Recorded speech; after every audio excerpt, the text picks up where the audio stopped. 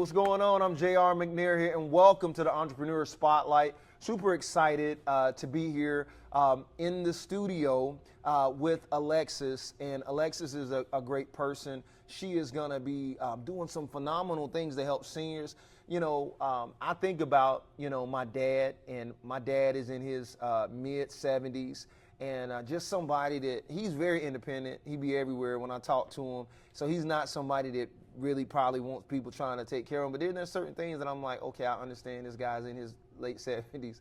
And, I start thinking about that, and I'm just thinking about options for him. So, we're looking at doing certain things for him, putting him potentially in one of our accessory dwelling units in the back of our home, or things of that nature. So those are things I haven't yet had to think about, but I know a lot of people right now are thinking about options for their aging parents, or they may be somebody that's aging and they're like, man, I need to figure this out. And so that's what we're going to be talking about with Alexis of Riverstone Senior. So Alexis, how you doing? You all right? Hi, hello. Thanks for having me. You're welcome. Hey, listen, we glad to have you in the house. Well, first off, before we really jump into everything, just why don't you just talk to me about who you are, where you from, and just kind of give me a feel of your background and all that good stuff. Okay.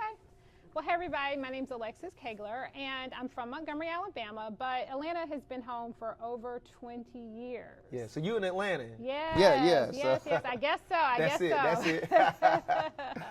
But I've really spent my entire career working in public health. And so I've been doing things like working with communities to help them improve their health. I've been working with them to figure out what are the best policies, whether it's at the state level, the local level, maybe a workplace policy that's going to help improve their health. Maybe there's some partnerships that they need to form to help improve their health. Maybe there's some communication assistance they need to talk to the right decision makers to bring resources into their communities.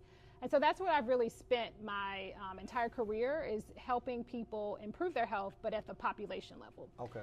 What I've been focused on more in the last few years is working with individuals. So I've been working with individuals throughout the lifespan to help them make decisions that are going to improve their quality of life. I strongly believe that everybody deserves the best quality of life at every stage. So whether you're younger, whether in your senior years, everybody deserves to have that quality of life. And everybody can have a good quality of life if they have the support that they need to help live that life that they want to live. So what is a good quality of life, would you say, for people in general? I guess that's different for different people, right? Well, I think, you have to have your basic needs met. Mm-hmm. So the physical and the mental, emotional, all those things are all tied together. Mm-hmm. And so I think that anybody that has a good quality of life, you have to be able to move around. You have to have good mobility. Yeah. You have to keep that mind sharp. You have to make sure that you're in a healthy place emotional. But all those things are connected. You can't have one without the other. So it's really important that people have the support they need so that they can keep the mind, the body, the spirit, all of those things really working well together. No, totally, because I was just about to say, even the spiritual piece on this end, you got to make sure you got that right, because you can have all those components right and not have the other. You could have all the other components and not have your health. You could have not have all those components and your mental's jacked up. Mm-hmm. So all of these things kind of really work on this, and especially when you're talking about seniors. So, Riverstone Seniors, before you get into really talking about Riverstone Seniors, talk me through your journey of how this became your thing, and how this became a thing that where you saw even a problem that existed. Mm-hmm. Like, how did you get there? Mm-hmm. Yeah, sure. So it was really the experience of my own family. A few years ago, my dad retired from a very successful, fulfilling career. Mm-hmm. And almost exactly a year after he retired, his health declined significantly. So he was hospitalized for several months. He just went through just some really devastating health issues, and it was really devastating for my family. And so we were trying to figure out, how do we best support my dad as he's going through all of these really difficult health issues? And I began to realize that there were so many things that I didn't know. There were so many supports that my family needed to help him, and it was quite overwhelming. And one thing led to the next, and I just realized we needed resource after resource after resource. And then I began to talk to other friends and other family members and realized that they all had the same problems that I had. So they were all trying to figure out how can they help support their aging parents. So when you, because I know you mentioned before, like your dad, he went from being like, very active, involved, and we were just talking about when sometimes when people retire after that, you can see a significant decline. And so there was a time where, your dad went to being independent, rolling on that end, to where he was not in like a short period of time. Can you kind of talk about that? Yeah, so I remember, my mom called me one day, like after work, and I could tell she was very worried. They had gone to the doctor, and the doctor said that my dad needed to get a toe amputation the very next day. Okay. And I could just hear the worry, in her voice. And luckily, I only lived a few hours from my parents at the time. And so, I was able to quickly make arrangements for my child and take off of work, and I drove to be with them the very next day. Now, this was supposed to be a pretty straightforward outpatient procedure. He was supposed to get his toe amputated and then be able to just recover at home. So that is how we thought it was going to work. Yeah. Well, instead, one thing led after the other. The toe amputation then turned into him having to get his leg amputated, and then it turned into bed sores, and then, his sores were so bad it was down to the bone. It's the worst that it ever could. So then he was susceptible to infection. So just one thing after the other, and then all of this, of course, meant that he was bedridden. Like he could not get out of bed because of all these things going on. So it started from what we thought was a pretty straightforward outpatient procedure to a series of things that just led to really devastating health consequences for him. And so we just went through so much trying to care for him. And then that's the thing. So you're talking about caring for him, but what I've seen is a lot of times when somebody has to be cared for, that's one thing, but then you have to still take care of the caregiver. Yeah. So I know your mom, I don't, what kind of pressures or stresses she had, and then you being, daughter having to go in and feel like, so how was that, for your mom, for you having to just go through that experience? Yeah, it was very difficult. It was very overwhelming. I drove back and forth like literally every few days. I would come take care of my family, and then I would come back and try to see about my parents. It was a lot. Yeah. And it was really difficult for my mom too, to be able to see my dad in this condition. She's older too, and so she has her own health concerns, and it was really a lot to try to figure out. But this does have a good ending to it. Okay. My dad is thriving now. Okay. And a big part of that are the miracle, the blessing of God, the miracle that he was able to perform in his life, and the support that he received. And so we've been very fortunate to be able to get so many supports in place for both of my parents, really. Okay. And I think that has made all the difference. So he really is living a good quality of life right now. Yeah, most definitely. But you had to help to find the solutions that best fit your parents, so that they went from a point of, and that's a big like cycle to going from independently living, and of course we may have some health issues, but no major health issues, to going to where, hey, now something small coming into something really big, and going through a downturn in health, to then coming back, now they're thriving. And that process is a great learning experience on your end. Even though you had to go through things, you learn a lot through that process. Yeah, absolutely. And then you were able to, now it's a great success on this end, and that's kind of really a testament to to you, and to you working through those pieces.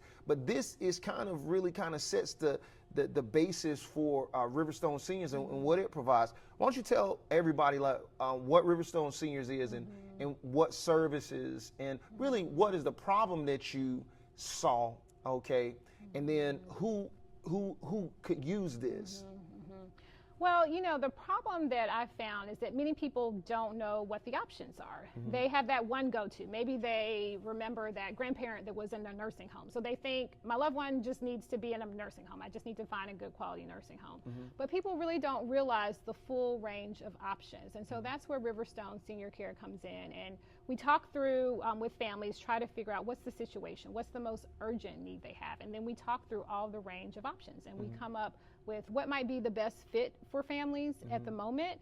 But where we really try to put our emphasis is to stay with that family throughout the process. Because maybe at the moment, maybe the best option is for you to stay in your home, make some modifications, bring some help in. But a year from now, that may no longer be the best option. So we stay with families throughout the process, check in with them regularly to make sure that they get all the resources they need throughout these senior phase of life. Okay, that's great. And so the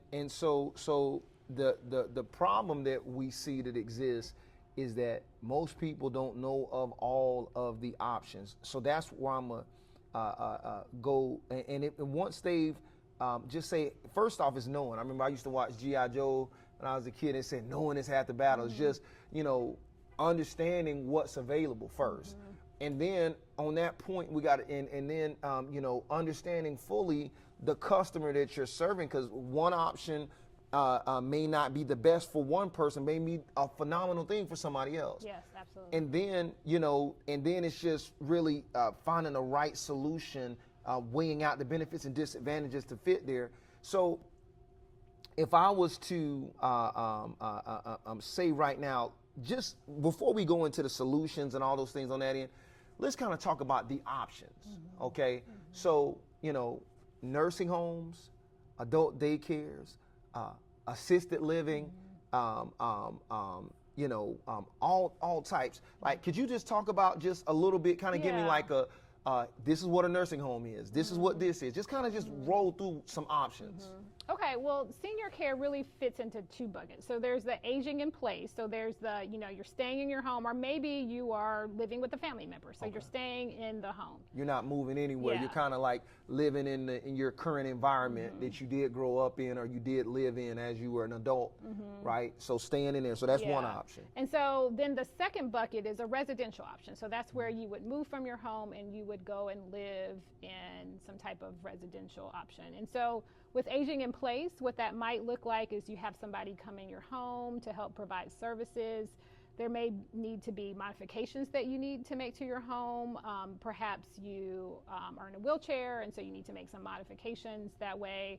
Or maybe you have stairs in your home, and so we want to prevent falling, and maybe it's harder to go up and down the stairs, so there might be some modifications that we need to make there.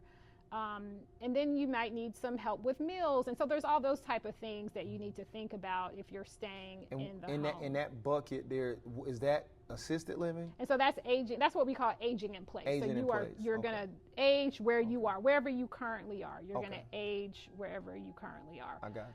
The second bucket is residential. So that's where assisted living is one of the residential options. So there could be independent living, there could be assisted living, there could be nursing home, all those things. So that just kind of depends on what your needs are. Okay. There are lots of seniors that an independent living facility is a great option for them because they're still active. They don't need around-the-clock care. They still may need somebody to come in and provide some care for them, maybe a few hours a week or something like that. But independent living, apartments can be really a good option for some seniors. So if I was to say, and I'm just going to go through like a nursing home. Tell me what that looks like and who's probably a good fit for a nursing home. Tell me, let's go there. So a nursing home is really somebody who needs around the clock care. The way I like to think about it, it's like a hospital, but you're living there. And so, you're there. You're not just there for, 30 days or so, then you're released, but that is where you live. And so really those are for people Can couples live in nursing homes or is this? Yeah.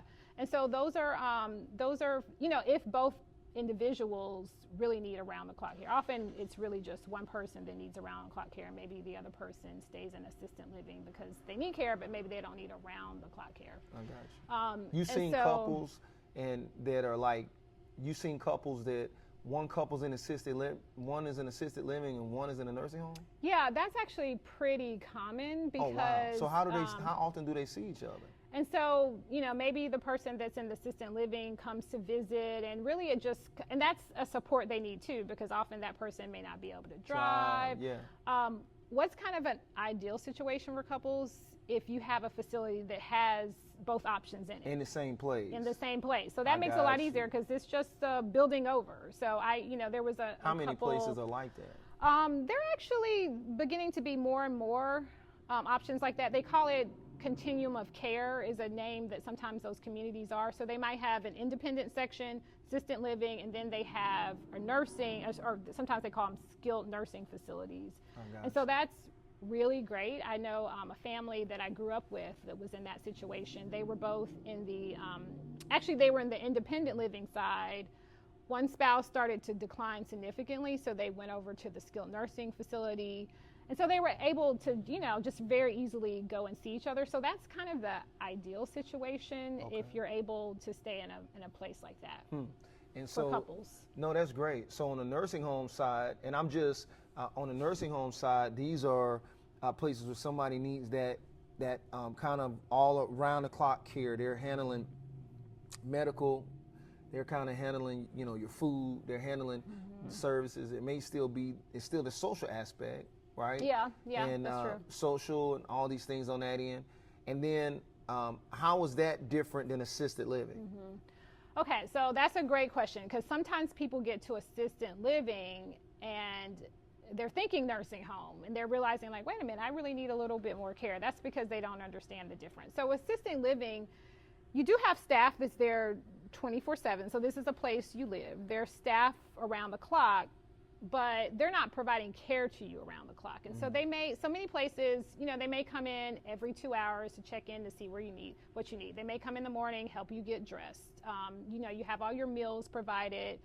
Maybe they check in with you around lunchtime and see what do you need. They come and bring you a meal, or they come bring you to the dining room, whatever you need. Often there's, transportation to take you to your medical appointments and things like that. But there's not going to be somebody like in your apartment seeing about you every single minute of the day. So you do need to have some ability, to be able to, just have some basic needs taken care of. But there's somebody that's checking on you throughout the day. So that just can in be, case an emergency or something happens, and somebody like, they can kind of check on you. So you have somebody that's there, but they're not there like in a hospital. Like I think that, in the hospital more than nursing, like somebody that's there consistently. Yeah. Kind of really checking on that end. Yeah, but it's a really good option for some people. It's a good option for some people on that end, and so somebody that just they like, man, hey, I don't know, they could, have an issue that happens on the hour. They may need to be in a nursing home. Then you have somebody that's like, hey, you know what, I'm still have a bit of independence now. In an assisted living facility, can those people get in a car and drive? Well, most people, once they get to the condition where they need assisted living, they may not be in the condition where they need to drive. But it really kind of depends, but probably in most cases, no. No, okay. So that's kind of somebody says, hey, you know what, I don't need the type of care to where, like I can fall and hurt myself type of scenario, but I still am not going to the grocery store and buying my groceries. Yeah. I may, so a lot of these, I see buses sometimes that come over here. We have a Walmart near here, and I see the buses, and it'll be a bunch of seniors that get out, so they could potentially be in an assisted living. Or independently. More than likely, if you see people in a bus going somewhere, if they can handle Walmart, they're probably in independent living, because Walmart is a big store. I mean, it's a lot for me to handle. Yeah, exactly. So they're probably more active senior. Okay, because when I saw a lot of them, they were just talking, doing their thing. They're probably independent. Okay, so in that one, that's just like where you see a lot of these communities that are popping up, nice homes, are and they'll just be for seniors. Okay, and they'll have activities, things like this, but they're still, and you can be an independent and not be driving. Yes, exactly. And that's the situation my parents are in. They're in Okay. independent living, but they don't drive. They haven't driven for a couple of years. So Okay. they have assistance with their transportation. Okay. Um, But they still now, go buy food at the store and stuff? no, they get things delivered. I So got you. I mean, occasionally, but for Okay. the most part, they're utilizing like Instacart and things like that. I to got get you. But I'm groceries. saying, but they're still the ones that are initiating. They don't have somebody that's even so Instacart. That's still more of you're still the one that's executing that as an individual. So it's Yeah. not like in a lot of nursing facilities or maybe even in the assisted living, they're shopping for the food. Yeah, and so that all your meals are provided for, so all that's taken care of. So you really don't have to worry about those sorts of things. Like all of that is taken care But of. for your parents, they're still buying their food. Mm-hmm. Okay. And so so you don't buy their food? No, I mean when I Okay. go visit them, Yeah. I I'm try saying to you bring bring them stuff. little Yeah. things. But for the most part, on the yeah. most part, they're handling their own food Yeah. and things like that because they're more on the independent side. Yeah. Okay. But let me say too, oftentimes the best solution is a combination. So you can live in an independent living facility, but still have support with getting food. So you can Okay. that's just an extra resource. Yeah, Maybe yeah. the facility doesn't provide that, but you can still utilize different services to help you with the food. Yeah, So yeah. sometimes that's the best solution is a combination. Yeah. Because I mean, even with me, like I'm like, hey, look, I try to always look. Is it worth my time cooking this? I can cook very well, but I have to also look at the time that I have. Yeah. Is my time best spent going and buying the stuff, bringing it home, cleaning it, Yeah. prepping It's it, a lot. cooking it, cleaning up after?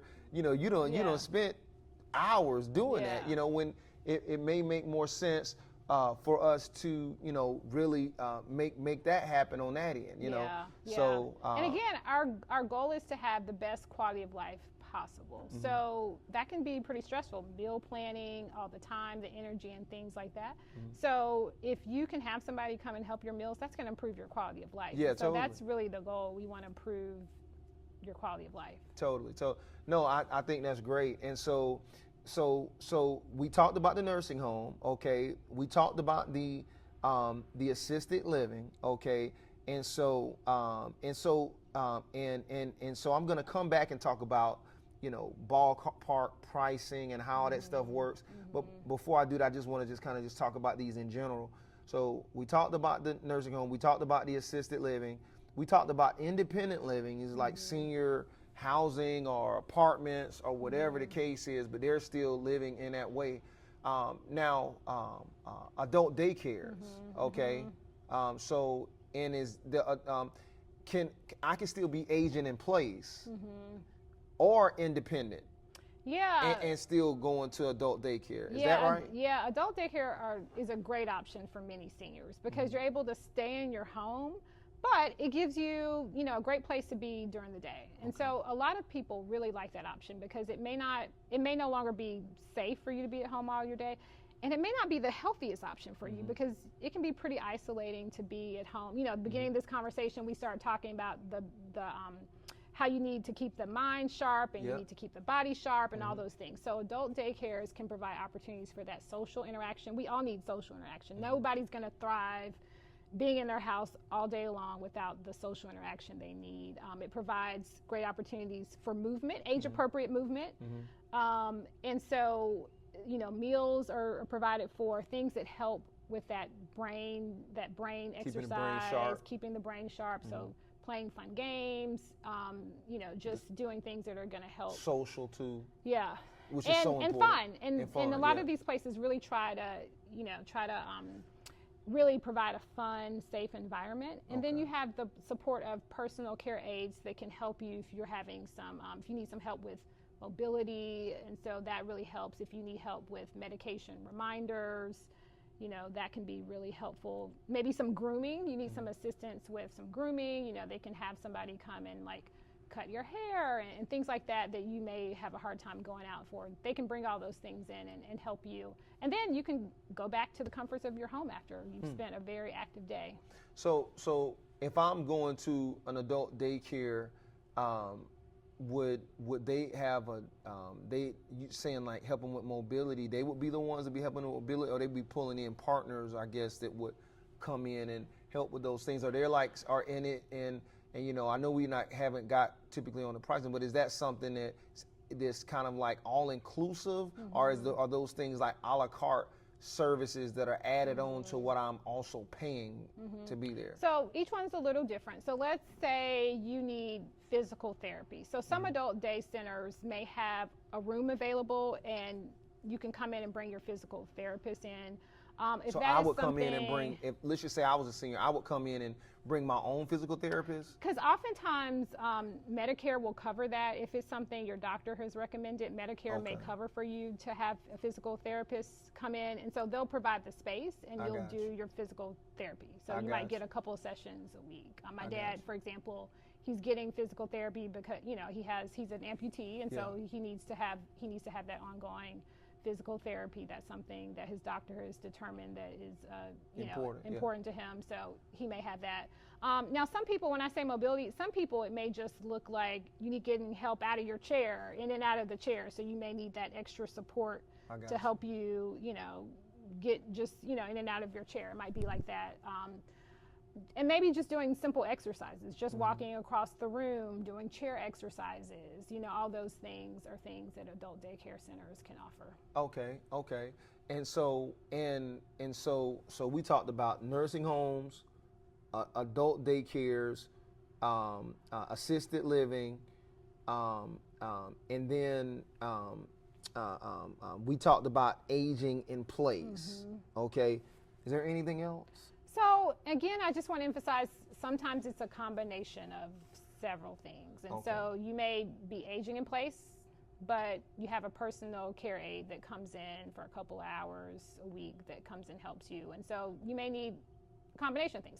You can also live in independent senior apartments and have somebody come in. You can have somebody, maybe you're doing fine and all you need is meals. And so you have somebody that helps you with meals. So it can be a combination of things. So I could be aging in place at home and then hire a company like a personal care, right? And so that's another thing. Is a personal care home the same thing, or is that as a? Oh yeah, thanks for we didn't talk about personal care homes. Yeah. So personal care homes, they're for people that want a smaller house, want a smaller residential option. So often assisted living facilities are, big. They're like, think of them as like big apartments. A personal care home may have 5 or 6 people in it. So it's it's an actual home. And so it gives you that home environment, but you have several people that live there. You may have activities there. You have your meals provided. There's staff that's there around the clock to assist you. And so personal care homes are a good option for people that want a kind of a smaller environment than you would assisted living. So how is that different from assisted living?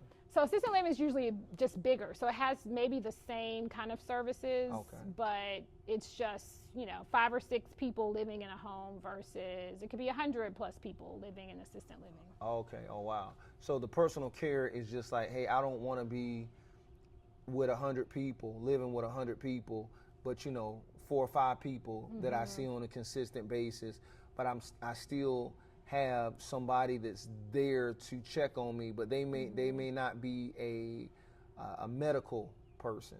Yeah, I mean, sometimes you may have like a registered nurse that comes in occasionally to do some type of assessment. Yeah. But it'll be a caregiver that does have some type of understanding of what's going on. Some type of training that knows how to care for people, and most importantly knows when it's time to call a nurse or time to call the doctor, or maybe even need to go to the hospital. So they'll have that type of training to know when this is something I can assist you in versus I need somebody with a higher level of training. Yeah, and that's just like my wife is a doula, so when she doulas aren't medical, but they know how to identify if something's going on. Yeah, exactly. And saying, hey, that you need to go talk to a nurse or a doctor. You need to, so they're able to identify when issues are, so they can get to the right medical people. Yeah. And so personal care homes, assisted living, which are kind of similar, aging in place, where you have people that are coming to, you could do it where you're just aging in place and you're going into a facility like an adult daycare facility, or you could have people that are coming into your house that are doing these things. And we got the nursing homes, right? And so these are just different options. Now, let's, based on those, like kind of walk me through. Well, first off, all these things cost different money. That's okay. true. You know, and all of these things not only cost differently, but they also, some of these things can be covered through Medicaid. Some of these things can be covered through Medicare. And just speaking about Medicaid and Medicare, I know that these are things that, I recently, over the past year found out the differences between the two. But I don't think there's a lot of people that understand the difference when people are saying Medicaid, Medicare. What is the difference? So could you explain the difference between Medicaid and Medicare? Yeah. So Medicaid is income-based, so you have to have certain income requirements. Medicare, everybody qualifies for Medicare 65 and older. 65 and older. Now let me tell you, the shocker to most people is people think Medicare covers a lot of things. I'll say most of the options we talked about, Medicare does not cover. What options do you think Medicare does cover?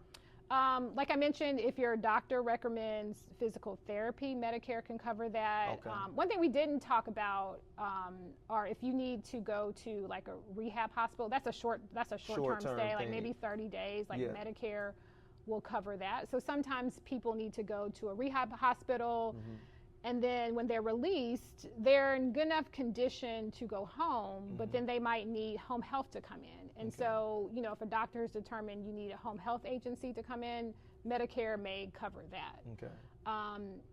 Medicaid covers nursing homes. Medicaid pretty much covers almost all of the options that we talked about, but Medicare does not. Okay, so Medicare covers really like potentially, like if your doctor's saying, hey, you need to get this done because you need to get some rehab on X, Y, or Z. But does it? And those are think I would just see instances. But are there any like permanent living things that the Medicare takes care of? Yeah, and so that's a good distinction. Medicare may cover things that you need in the short term, so maybe 30 days, 60 days, things like that. But in terms of long-term care options, those things really are going to need to be private pay. Now, there are some people that have long-term care insurance, and so you can use long-term care insurance for those. But most people, they have to have private pay for that. Now, if you're a veteran, those veteran benefits cover most things. Okay. So we're talking about, you say most things that will cover like all those options that we talked about. If I'm a veteran, I can go in and get help with if I want to stay in a nursing home, or if I want to stay in assisted living, if I want to do adult daycare, or all those things. They typically cover the gambit. Yes. And it's going to depend on the facility. They have to go through a process to be able to, be approved by the VA. But for the most part, your veteran benefits will cover those things. Will cover those things. Okay. And so if I am saying, okay, I want these different thsont, so if I don't, so Medicaid, which is based on the income, right, can cover all of that stuff. Like if I wanted to go. If it's income, but I say I want to go to adult daycare, Medicaid can cover that? For the most part, yes. Okay. Now there's some limits on it, right? So they'll cover it maybe up like to a up certain, to. Yeah, they'll cover it. They have a specific fee, and also will say, Medicaid is a state-based program, so it's going to depend on your state. And Medicaid benefits can change over time. Those laws and what they cover and don't cover change. Okay. Different states have Medicaid expansion, some don't, and so it's going to depend on your state. When you say Medicaid expansion, what do you mean? So, in some states, the income requirements may be higher than other states. The income requirements may be lower. There have been some recent policy changes to Medicaid really across the whole country recently. And so it's going to depend, and it shifts. So I don't want to I don't want to give the misunderstanding to people that Medicaid covers everything. Yeah. And it really can vary. Yeah. Like legislators can decide, in any moment, we're going to cover this and we're not going to cover that, and it can depend on the state. Well, so what typically, on average, you know, because if the people in the audience, they're like, hey, you know, and our viewers are like, okay, well, how much money is too much money? You know, if somebody's like, well, I don't know, do I qualify?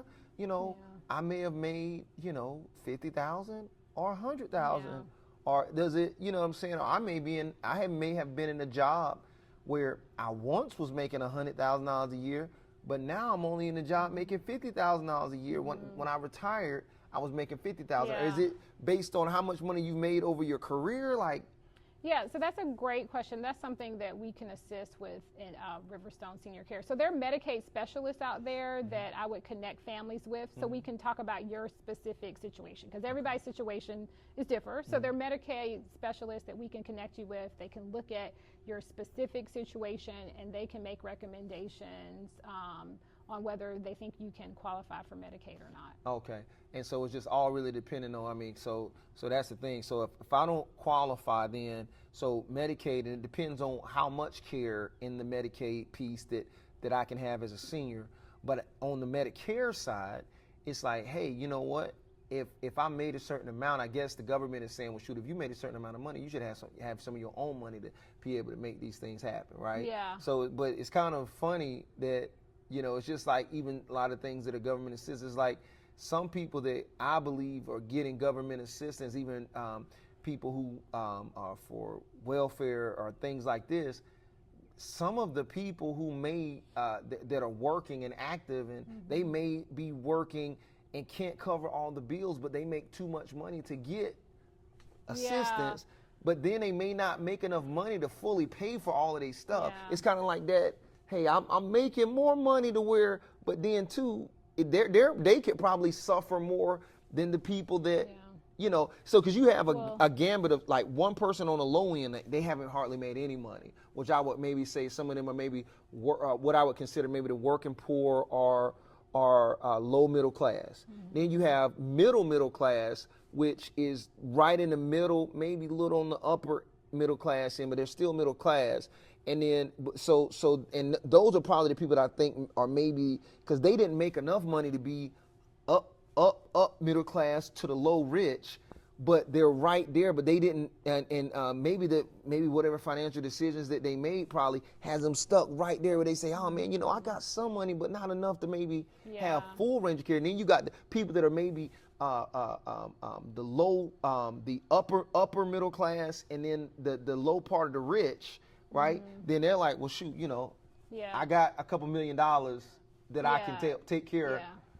So you have just kind of honed in on what some of the biggest challenges are, because the reality is senior care is expensive. It just is. And the costs are going to continue to rise. And it just, I mean, life is just getting more and more expensive. And so that's why it's even more important that you understand what the options are, because sometimes people go to the wrong option. They go to a more expensive option that maybe they don't quite need yet. Maybe we can, you know, help them figure out how to age in place a little bit longer, maybe a couple more years. If we bring in the right care, the right support, you can stay in your home, which might be a little bit more economical for a few more years. You know, try to make that work as much as possible until you have to go to some of these other options that are a lot more costly. But it's really important that you don't wait until you're in a crisis situation. You try to understand all of those options right now. And I think a lot of people, like I said, when it's in a crisis, it's important then.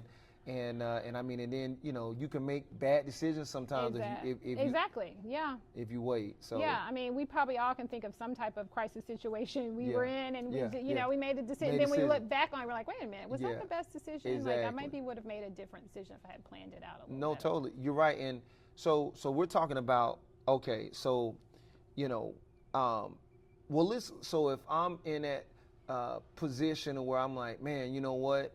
Because see, typically, you know, if you're making enough money, you say, hey, look, I don't have to think about that, because I know, you know, meaning that, not to say that I don't have to think about it, but, you know, Bible says money answers all things. So if you got a certain amount of money, you know, you may say, hey, look, I know that my money can figure these things out. But if you're somebody, which I believe is a mass majority of the population, they worked, you know, right in that little middle area. Some of them, and some of them may be able to fall on Medicaid.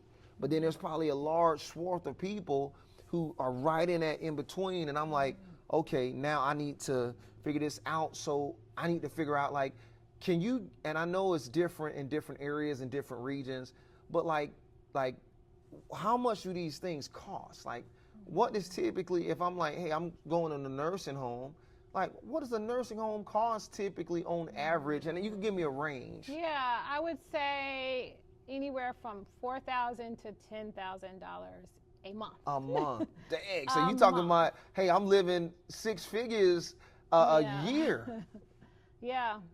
Wow. It is pretty costly. And the same thing with assisted living. You know, there's a big range. You know, what would you say on assisted living? You know, anywhere from $2,000 to about $10,000. $10,000. So still, that could be anywhere from, you know, 25,000 to six figures, right? And then what about adult daycare? What could that cost me? I've seen it be anywhere from about 50. Most adult daycare centers charge by the day. So, because most people don't go like every single day. Okay. So I would say I've seen it from about $50 a day is the lowest I've seen. Often those are programs that take Medicaid. I got you. And then the highest I've probably seen it is about $130 a day. Okay. And often you see such a big range has to do with the amount of services that they provide. So I know that sounds like a big range, but it's really because of they're the providing more. The range of services that are It's just provided. not the area that they're in. So in some cases, but most of the time it has to do with the services that are provided. So you really have to go and look. So, you know, if you just do a simple Google search, you'll see all these prices out there, but you really have to go and look at them, because when you go and look at them, you will be able to tell, you know, why there's such a wide range in the prices. So then, and it's not necessarily, like, I know if somebody's looking at an apartment and you go, let's just say in Buckhead, that apartment may be $2,500 for a one bedroom. That same apartment put maybe in East Atlanta or the south side of Atlanta near the airport, maybe $1,500. Same apartment, right? Just in a different area. Yeah. Is that? But is that the thing? Or better yet, it could be is it because they're offering more services too, or is it because they're it's just nicer? It may be a luxury. So you may have that one bedroom in Buckhead may have crown molding and this like this, but then in the other area it just may be regular standard. You know, I'm trying. I mean, there can be some differences depending on the neighborhood, but for the most part, it has to do with the range of the services. I got you. I think it's really important. You know, most people, as you age, you want to be able to maintain the same lifestyle that you had. I mean, if you were in luxury apartments when you were in your working years, you probably don't want to downgrade when you get older. So versus if people were living more of a modest style when they were, you know, younger years, they may be okay with still, you know, maintaining that modest lifestyle. So it's really important that when we talk to families, we, you know, understand what's the lifestyle that they're living now and what's the lifestyle that they want to have at this phase of life.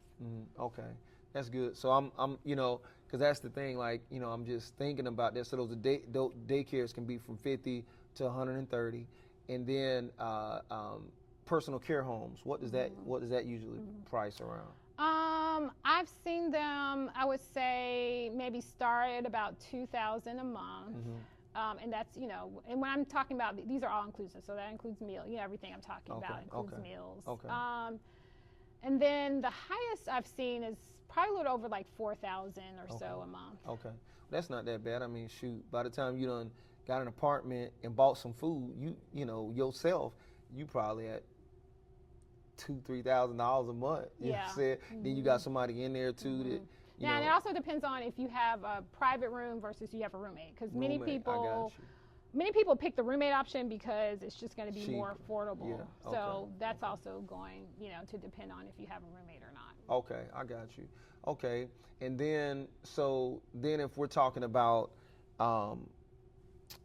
now I'm aging in place, what does that look like? You know, like outside of the initial modifications, like you know, let's just say I make 5, 10, 20, you know, if somebody's living at home, I mean, you know, you have an average spectrum of like how, you know, and I know that really varies. Can they move? Can they not move? But, you know, 5, 10, 20, 50,000, even more potentially to make your house senior friendly? Yeah, well, there are a couple things. So there's modifications that you might need to make to your home to, you know, use your word senior friendly. But then there's everyday maintenance that you and I have to have just to keep up a home. Yeah, so, correct.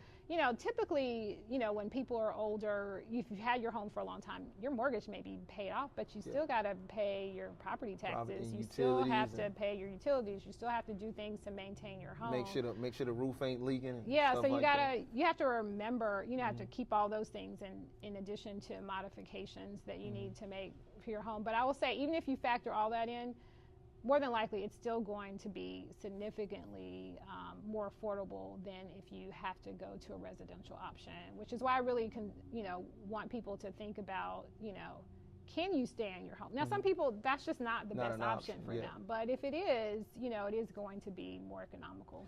And so let's look at that. If somebody, so I know, because I have a lot of clients that I know that they send people in the home to do care in the home, but sometimes they're not. Those people that are coming in, they're not medical. They're just there just to look at or just check on them, be there for care. Sometimes companion support, or sometimes just, hey, let me just make sure, you know, that you good here. Yeah. And then you have others that are like sending like medical people in there that are, you know, because even if you have, there's the nurses, and then you have the people below the nurses that they still get certified, as a matter of fact, you know, on this end. And then you have people that are non-medical altogether, right? And so like those are like different like tiers that could potentially come in your home. Yeah. Right? Could you kind of look at like what the prices are? Because I know like if it's somebody that's non-medical, they may be just there to, hey, let me help you get out of this chair. Let me help you like with some pieces there. Kind of almost like a doula for seniors. Yeah. You know, and then you have somebody that, hey, I have some medical background. You know, I may be able to, you know, do some medical things for you, but I'm not a nurse. Yeah. And then there's the nurses, right? Yeah. That are coming in, right? Yeah. So typically you pay staff like that by the hour. So it's in by the hour charge. You know, it can range, and sometimes people will, you know, just find a caregiver individually, and sometimes people go through an agency. It's going to be, you know, it's going to cost more if you go through an agency, and there are, you know, pros and cons for doing things like that. You know, it can be anywhere from $15 an hour to maybe like $30 an hour. And again, the difference in those price, there's usually a reason. So if people don't remember anything else, just remember, what I have found, when there's a difference in price, there's a reason for the difference in price. So it's you know, you should understand that. You don't just go the lower price because it's a lower price. Understand why that price is lower. Now maybe the lower price is all you need. You know, you don't need to spend more money unless you really need it. But it is important to understand why are there cost differences. And then I want to go back to something you said about, you know, people that can provide medical care. There's some licensing requirements. So people that are not licensed to provide medical care cannot provide medical care. So sometimes you may work with agencies and they'll say, you know, I can't do that. I may know how to do that, but I'm not licensed to do that. So for example, insurance purposes, they get sued if they do that. Yeah, and so for example, if you need wound care, that was a situation my dad was in, and he needed wound care. So he had to have somebody that was specifically licensed to care for his wound. And so that's important to understand too, because sometimes people are like, well, can't this person I'm paying $15 an hour just help with this? Well, no, they legally cannot do certain things because they just don't have the training to do that. And then you can, you know, a whole host of issues can happen as a result of people, you know, doing things that they're not licensed to do.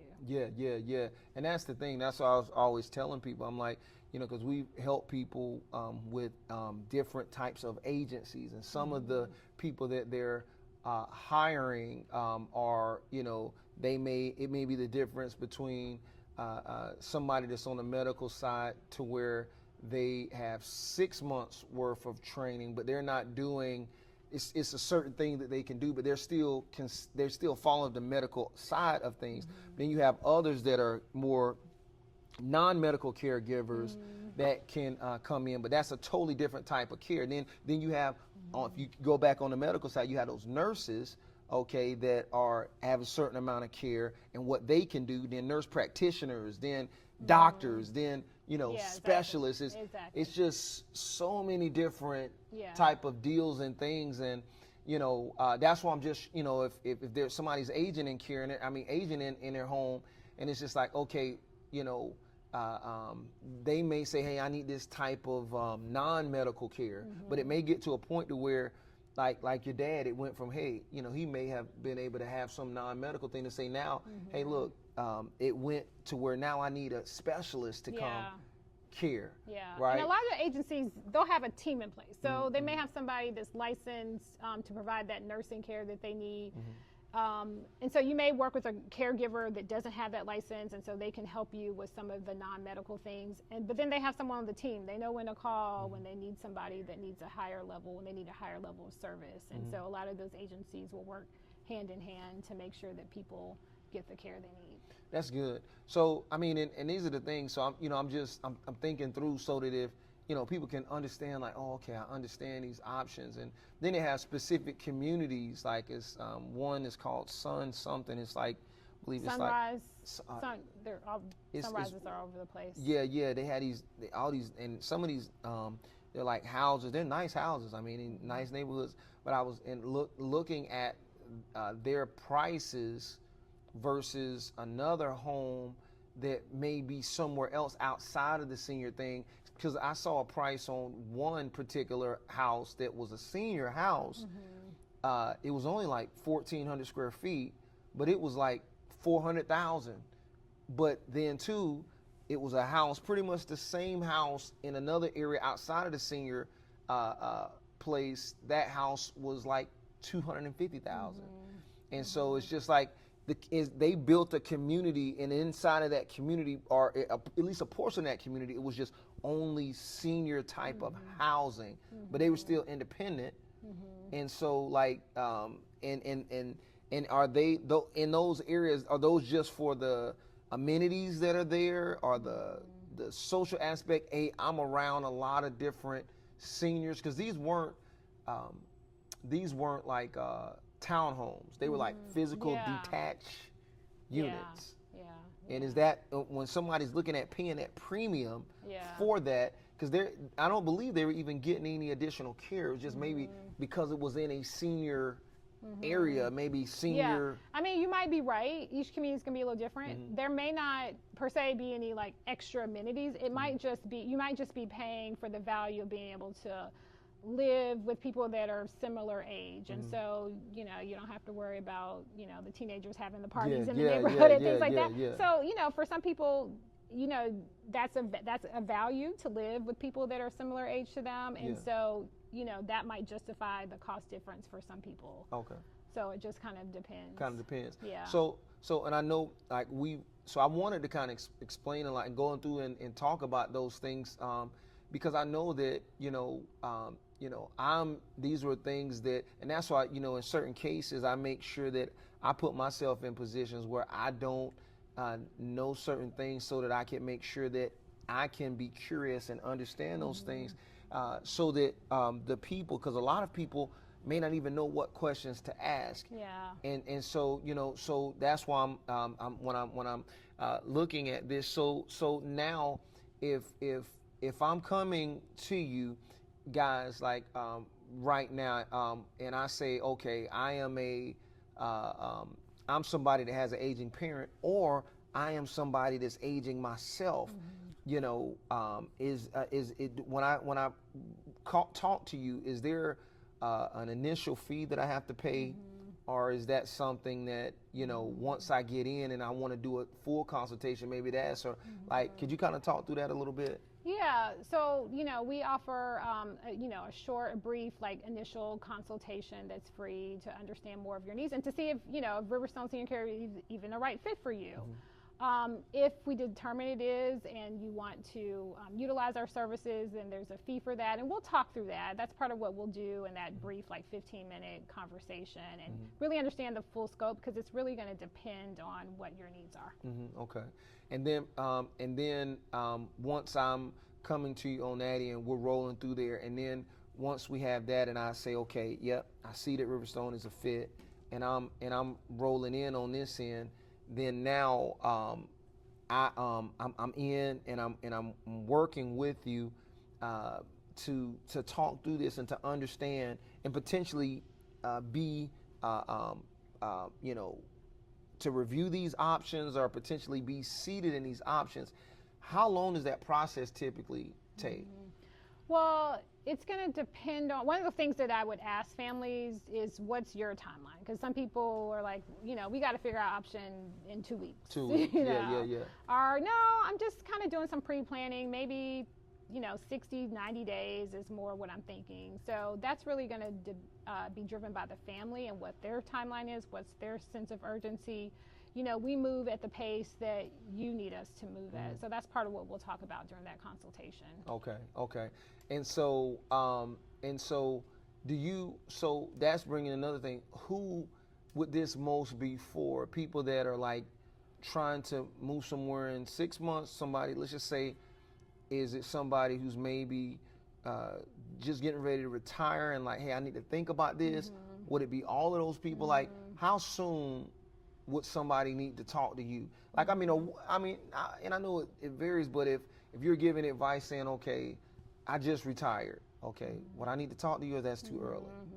Well, I would say what we're really focused on are people that need senior care, I would say, within the next 6 months.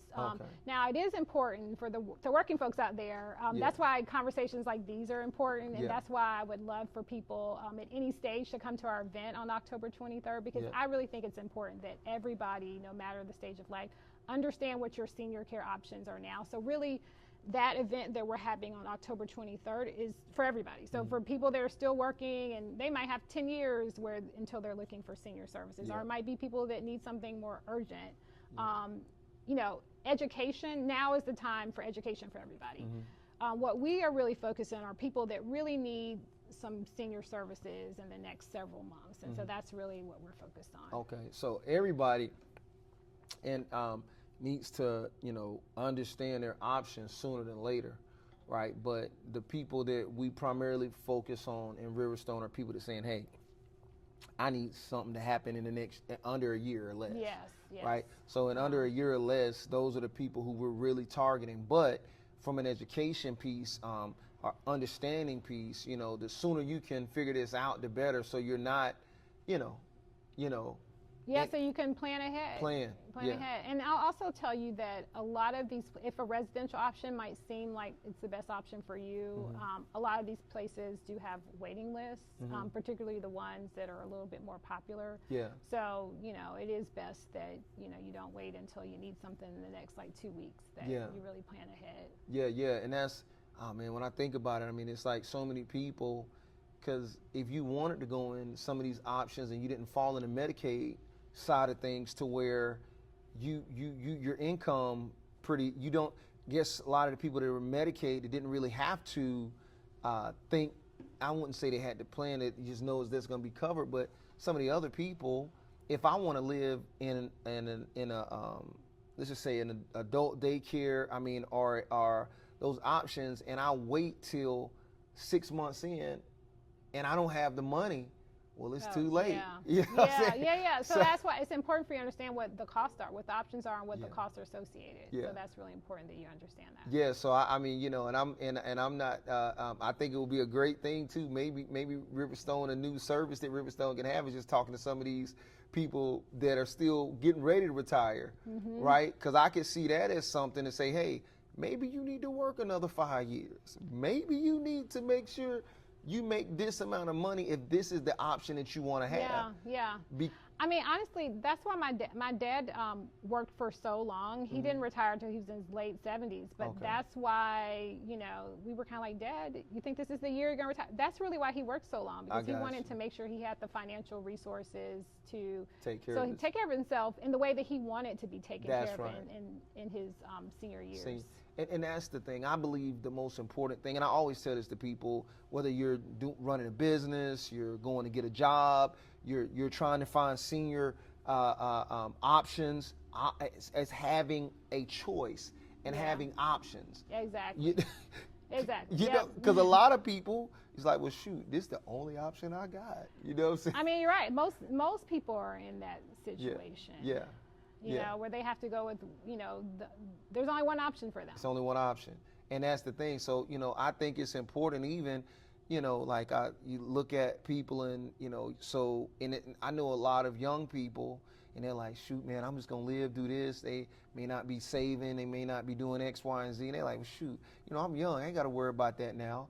But you may, depending on how you want to live when you get older. Yeah. Right? And if you don't, you may not, some people say, I can just live with my kids. Or some people don't have kids. Or some people, kids may not like you. Or you know what I'm saying?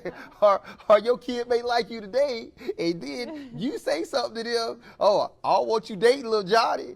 Well, Mama, I love Lil Johnny. Well, look, I'm telling you, Lil Johnny ain't right for you. Well, we'll get you, Mama. Oh, man, then 10 years go by, and you looking like, who taking care of me? Yeah. You know what I'm saying? Now you don't have that option. So I think about all these things, and I think it's very important, for us to understand those things. And, especially in the Western world, I know we were talking with some of our crew was talking about how in a lot of the Eastern world, a lot of their family, they take care of a lot of their elders and they live with them. Yeah. And it's just like a three generation household, right? Sometimes 4 generation household. But every culture is not like that. Yeah. Ideally you have options and you can get to decide how you want to live. You can decide if you want that 3 generation household or maybe you don't. So that's the ideal situation. Everybody's not like that. Everybody's not fortunate enough to have options. Yeah. But ideally you want to be in a position where you can make those decisions how you want to live. Yeah, no, my mom passed about 10.5 years ago, but that was the thing. Like me and my mom so tight, so close. I'm like, and she was had so much wisdom, and she was so wise, and it was like even though she would be rolling and doing all these things independently, she did a lot of stuff for a lot of people. Like she did a lot of ministry outreach, helping everybody. And so, but it was just like, it was just always good just having her around. So, so with that being said, right before my mom passed, we was like, man, make sense even to have my mom, live. And the same, of course, my dad would have come with her too, because they were still married. And so, but I'm just saying, like, I look at those things and I'm like, like having options. And, we work real hard in our businesses and to build what we've built so that we can have options. Yeah. But not a lot of people have those things. And like I said, so I'll tell people, there's sacrifices. You sacrifice a lot of what things maybe you may want to do or not want to do to make sure that you have options in the current and in the future. Yeah, absolutely. So these are things I look at this and I look at even a lot of options to where, like, even things like Social Security. Like, will Social Security be around when just in the next 20 years? Yeah. Will it be here? Yeah. Right? We can't count on that. We don't know for sure. We don't know. We don't know for sure. And so it's a lot of variables. Yeah. And it's why I always tell people, like, listen, hey, you don't know if these things that were once a thing, and so is not so anymore. Yeah. And so that's something. So I just would tell everybody, like, don't expect for these things that once were to be. Absolutely. And so listen, look, I can talk about a ton of things and go on about these things for a long time, but what I want you to do is to let everybody know how they can get in touch with you, and how can they get help from Riverstone Seniors. Well, first of all, I'd like to invite everybody to our event on October 23rd. It's the Atlanta Senior Summit. We'd love to come out. We can talk more through those options. I can answer your questions live. We'll have some different resources for you so we can talk through all of the range of options and really figure out how can we best support you. I want to invite everybody to go to our website, riverstoneseniors.com. You can find out more about our sources, our resources, how to contact us, and how we might assist you. So, and follow us on our social media. We'll continue to put out content. We'll continue to update you on different services that we're offering and how we can best assist you. So we're here to help. There's so much that people need to support their loved ones. Don't do it alone. Reach out to us. Help us. Let us help you. Yeah, most definitely, most definitely. So with that being said, I want you to give a piece of advice, just last piece of advice to maybe the parents or the seniors or whatever. Just give that last piece of advice to them as we roll out. Well, I would say don't wait until you're overwhelmed.